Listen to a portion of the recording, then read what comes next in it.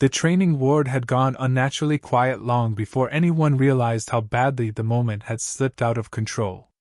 The fluorescent lights hummed overhead, while the scent of antiseptic drifted through the narrow corridor, blending with the faint aroma of fresh coffee that had gone cold on the nurse's station. Metal carts stood neatly aligned against spotless walls, monitors blinked with patient rhythm, and somewhere beyond the closed doors a heart monitor echoed its steady reassurance. None of those familiar sounds reached the small circle gathering around the older nurse. She stood beside a treatment table holding a clipboard against her chest, her silver-streaked hair tucked beneath a plain medical cap, her calm expression untouched by the nervous laughter surrounding her. The young cadets had arrived only hours earlier for emergency medical rotation, eager to prove themselves, full of confidence polished by perfect uniforms and spotless records. Confidence had slowly become arrogance. Arrogance had become mockery. Now mockery had crossed a line that none of them truly understood. One cadet raised a training sidearm used for simulation exercises and pressed its cold barrel against the side of the nurse's head. It contained no live ammunition, but nobody in the room could mistake the meaning of the gesture. A few cadets laughed uneasily. Others exchanged uncertain glances, already wishing someone would stop what had begun as an attempt to impress each other. The nurse neither recoiled nor pleaded. She simply looked into the young man's eyes with a stillness so complete that it unsettled everyone watching. It was not the stillness of fear. It was the stillness of someone who had already survived moments far darker than this one. The cadet smirked, expecting panic, expecting tears, expecting authority to crumble beneath humiliation. Instead, he found himself unable to hold her gaze for more than a few seconds. Her breathing remained slow. Her shoulders never tensed. Even the hand resting lightly against the clipboard stayed perfectly steady. The silence became heavier than shouting. One of the younger cadets shifted his boots against the polished floor, suddenly uncomfortable without understanding why. Another quietly lowered his eyes. Their instructor had stepped away only minutes earlier, leaving the group unsupervised while paperwork was completed in the administrative office. Those few minutes had become enough for poor judgment to grow into something dangerous. The nurse finally spoke, her voice low and remarkably gentle. She asked the young man whether he believed respect could ever be forced. The question caught him off guard. He answered with another laugh, louder than before, trying to recover the confidence that had begun slipping away. He insisted it was only a joke, only training, only harmless fun. Yet his words sounded hollow even to himself. The nurse gave no argument.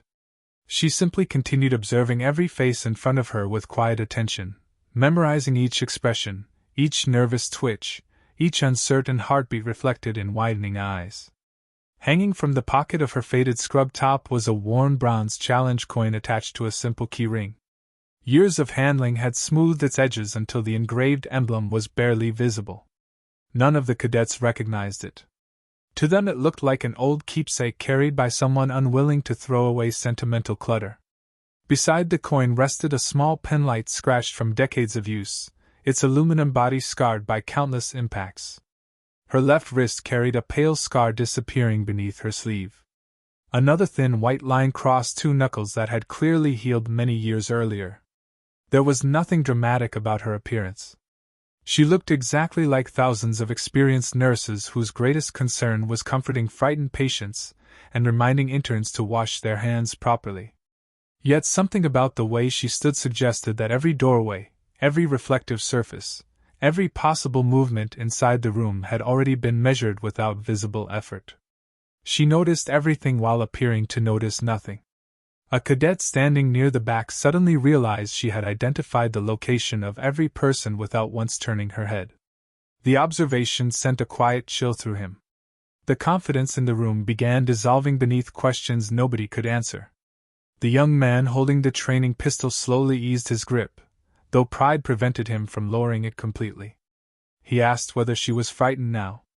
The nurse looked toward the nearest patient room where an elderly veteran rested after routine surgery. Her eyes softened for just a moment before returning to the cadet. She answered that fear had visited her many times in life, but it had stopped making decisions for her years ago. Her voice carried no anger. There was no attempt to shame him. Somehow that made the words far heavier. Outside the room, footsteps approached along the corridor with measured authority.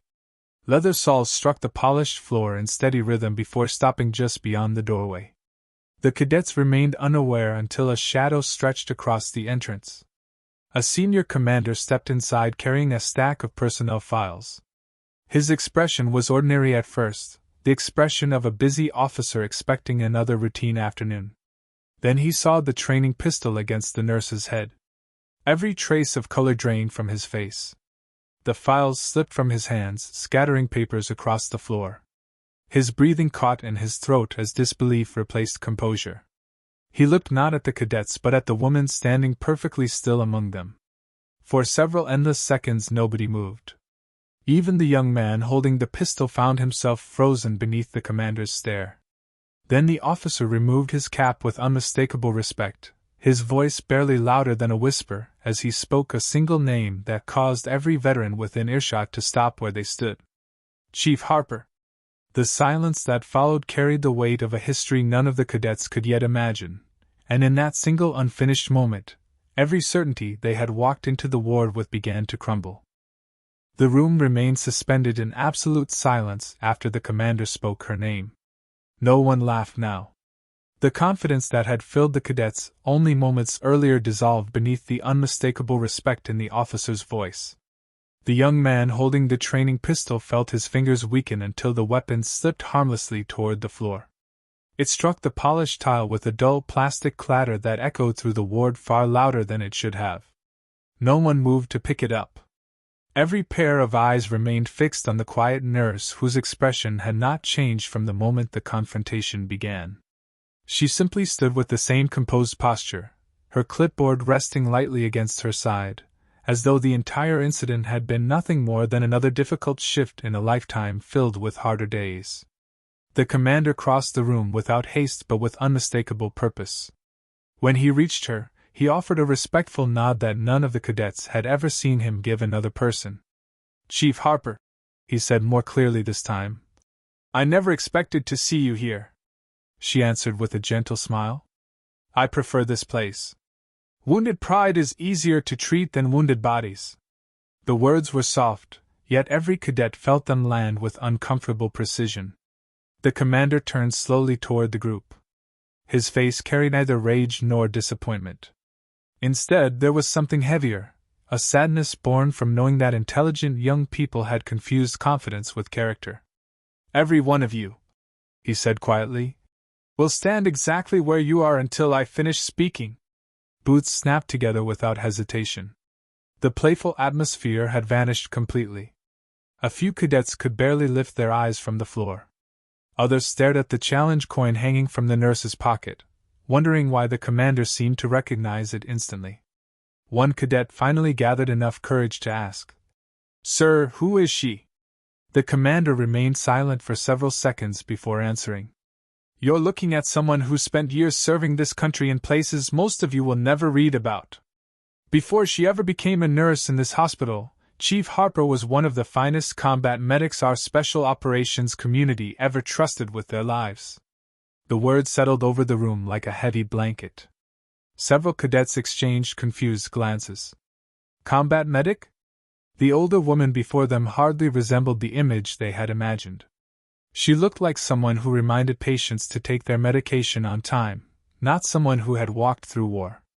The commander bent down and picked up the fallen training pistol. He examined it for a moment before placing it carefully on a nearby table. You thought this was a joke because it couldn't fire, he continued. But respect is never measured by whether a weapon is loaded. It's measured by the choice to never point one at another human being in the first place. His voice never rose above conversation, yet the quiet authority carried more weight than shouting ever could. The cadet responsible felt heat rising into his face. He wanted to apologize, but every sentence he imagined sounded painfully small. Chief Harper noticed his struggle. Instead of humiliating him, she walked over, retrieved the clipboard from the counter, and placed it aside. Look at me, she said gently. He obeyed. Do you know what frightened me today? He shook his head. Not the training weapon. she replied. What frightened me was how easily good people followed someone making a terrible decision. Those words landed harder than any formal punishment. The cadets slowly looked at one another. None of them had challenged the reckless act. Some had laughed. Others had remained silent. In that realization, they recognized that the mistake belonged to all of them, not just the one who had held the pistol. The commander noticed their expressions and said nothing further. He understood that genuine remorse could not be forced. It had to arrive on its own. Chief Harper picked up a folded patient chart and began organizing paperwork as though the conversation had already ended. Her calmness made the room feel even smaller. She carried herself without the slightest trace of superiority. There was no need to remind anyone of her past. Her actions spoke more loudly than any medal ever could. Just then, an emergency alarm pierced the quiet corridor. The sharp electronic tone echoed throughout the medical wing. A nurse's urgent voice rang out from down the hall. Medical team to room 12. Cardiac emergency. Every trained instinct inside the ward awakened at once. Staff members rushed toward the sound. Equipment carts rolled across the floor. Doors opened almost simultaneously. Without hesitation, Chief Harper was already moving. Her age seemed to disappear beneath flawless efficiency. She reached the crash cart before anyone else, checked its contents with one practiced glance, and headed toward the room at a pace that was calm rather than frantic. The commander looked directly at the cadets. You're coming with us, he ordered. Your lesson isn't over. None of them realized that within the next few minutes, they would witness exactly why some people never needed to announce who they once were. Their actions would tell the story far better than words ever could. The emergency room became a storm of controlled urgency the instant the team crossed its threshold. Monitors emitted sharp, uneven tones while gloved hands moved with practiced precision from one piece of equipment to another.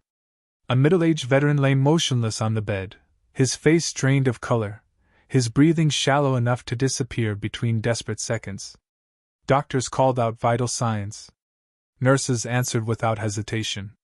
The cadets crowded near the doorway, suddenly aware that this was nothing like the carefully scripted simulations they had mastered in training. Nothing here paused for explanations. Nothing waited for confidence to catch up with reality. Chief Harper stepped beside the patient and absorbed the entire scene in a single sweep of her eyes. She did not ask who was in charge. She simply recognized what needed to happen next. Compression rhythm is drifting, she said calmly. Switch positions. Prepare another line. Watch his airway. Her voice remained steady, never hurried, yet every instruction arrived exactly when it was needed.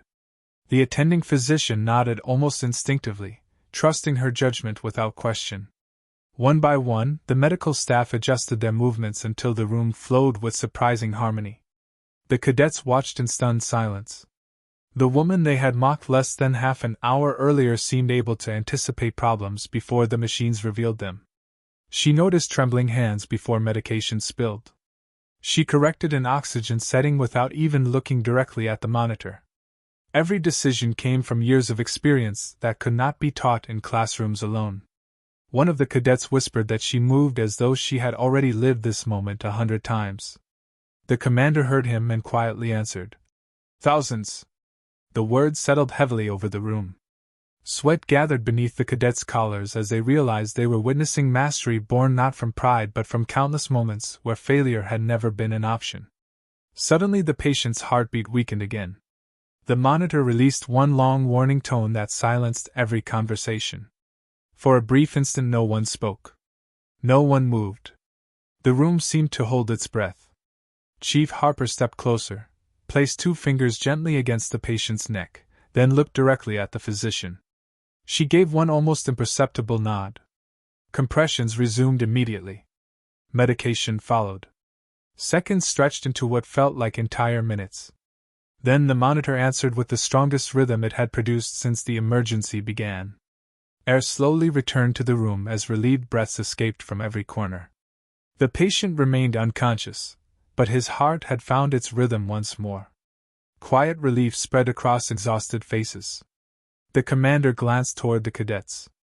None of them looked the same as they had earlier that afternoon. The arrogance had disappeared completely, replaced by humble disbelief. They had expected to see an ordinary nurse. Instead, they had watched someone whose calm presence seemed capable of holding chaos together. As the room stabilized, Chief Harper removed her gloves and quietly thanked every member of the team by name. She never claimed credit. She never reminded anyone whose decisions had guided the response. She simply returned equipment to its proper place, as though saving a life were another ordinary responsibility. One of the youngest cadets finally gathered enough courage to approach her. His voice trembled. "Ma'am, why didn't you tell us who you were?" She looked at him with tired but kind eyes. "Because if respect depends on my past, then it was never respect to begin with." The answer struck every listener with quiet force. The commander folded his arms and began addressing the group. He explained that Chief Harper had spent more than a decade serving in classified maritime special operations, where her responsibility had never been taking lives but preserving them under impossible circumstances. She had entered villages after firefights to treat children she had never met.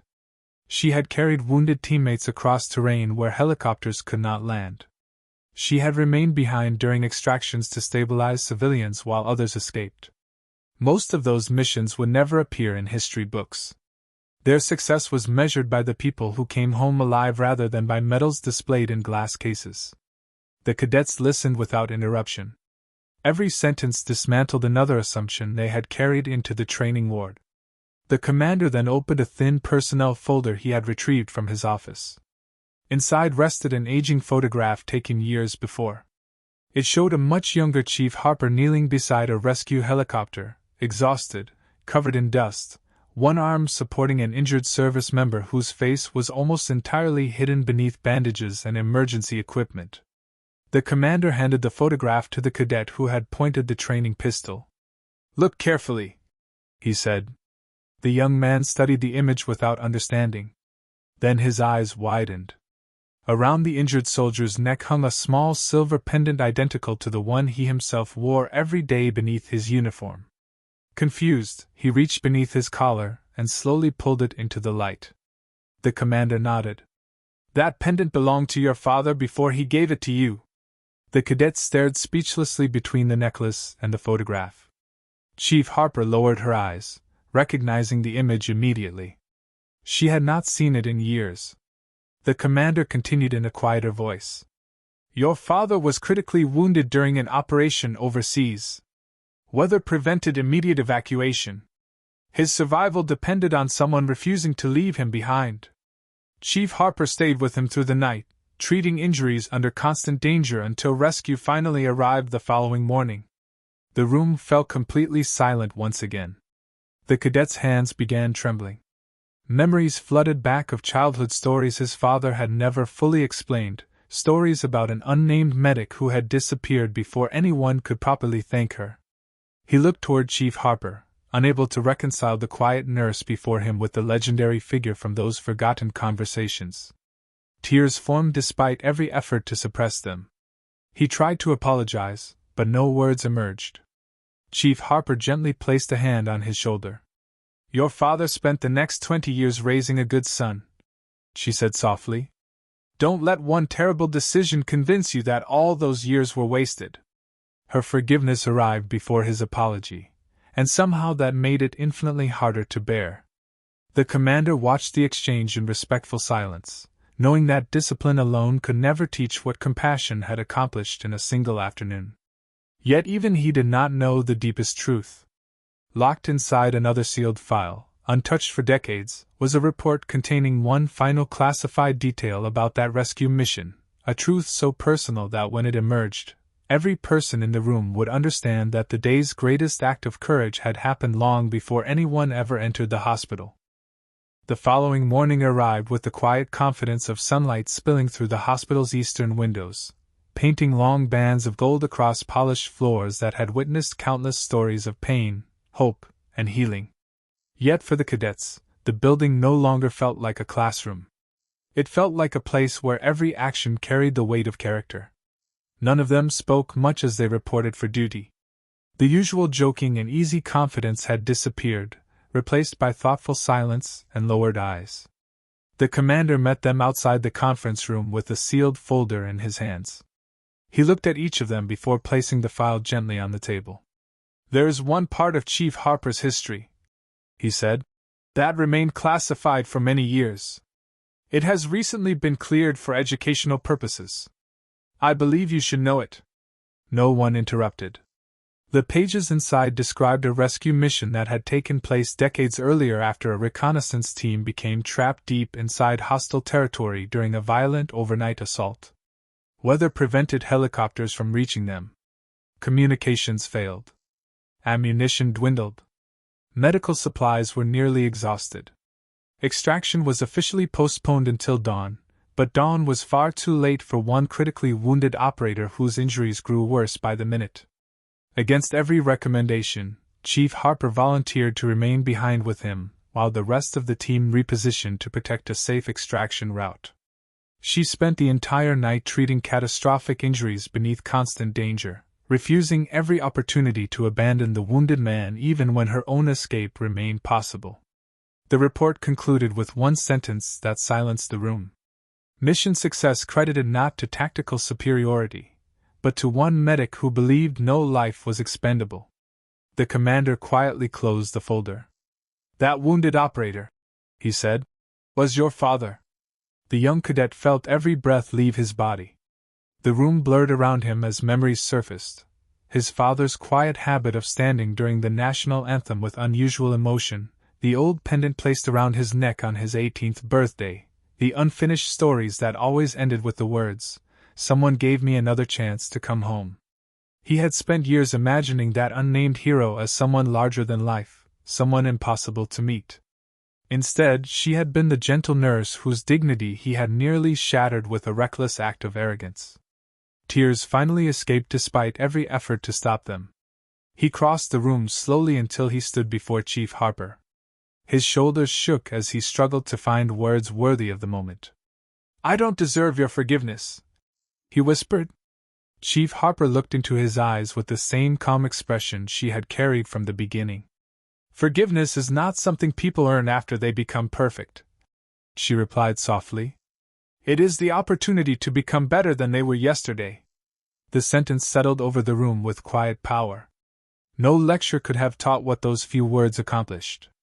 One by one, the remaining cadets stepped forward, each offering sincere apologies not because regulations demanded them, but because their hearts did. Chief Harper accepted every apology with grace, asking for nothing in return except one promise. She wanted them to remember every patient they would ever treat carried a story invisible to everyone else. The frightened child in the emergency room. The exhausted father working 2 jobs. The elderly veteran sitting silently by the window. The quiet cleaner mopping the hallway. The nurse organizing supplies before sunrise. Any one of them might have survived battles no uniform could reveal. Respect, she reminded them, must never wait for a biography. It belongs to every person from the very beginning. Weeks passed. The incident quietly transformed the training program. The commander introduced a new tradition for every incoming class. Before learning advanced procedures or tactical medicine, cadets would spend their first days serving patients without rank, recognition, or expectation of praise. They cleaned rooms, delivered meals, listened to lonely veterans, and assisted overworked nurses. Some questioned the purpose at first. By the end of the day, none of them did. The young cadet who had once raised the training pistol changed more than anyone. He studied harder than ever before, but now he paid equal attention to humility. He thanked custodians by name. He listened before speaking. He never again confused authority with superiority. Years later, when he became an instructor himself, he never shared the names involved in that unforgettable afternoon, but he always ended orientation with the same reflection. The strongest hands are often the ones that choose not to strike. Every class fell silent when they heard it, never realizing the sentence had been born from a lesson written not in textbooks, but in mercy. Chief Harper continued working in the same hospital, refusing promotions that would remove her from patient care.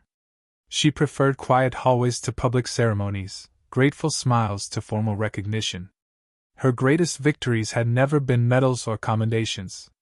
They were the ordinary mornings when frightened families found hope because someone chose compassion before judgment. One autumn afternoon, the cadet's father arrived unexpectedly at the hospital carrying nothing more than a weathered photograph and the silver pendant he had once worn into combat. When he saw Chief Harper across the corridor, he smiled with tears already forming. No dramatic speeches followed. They simply embraced like old friends who understood that some debts could never truly be repaid. Nearby, the former cadet watched the reunion in respectful silence, realizing that courage was not measured by how loudly someone proved their strength, but by how quietly they protected the dignity of others. As the sun dipped below the horizon, warm light filled the corridor where fear had once stood only weeks before. Nurses continued their rounds. Patients rested more peacefully. Life moved forward with its familiar rhythm, carrying countless untold stories through the halls. And somewhere among them walked a woman who had spent a lifetime saving lives without asking anyone to remember her name, proving that the deepest kind of strength is often hidden behind the gentlest acts of kindness.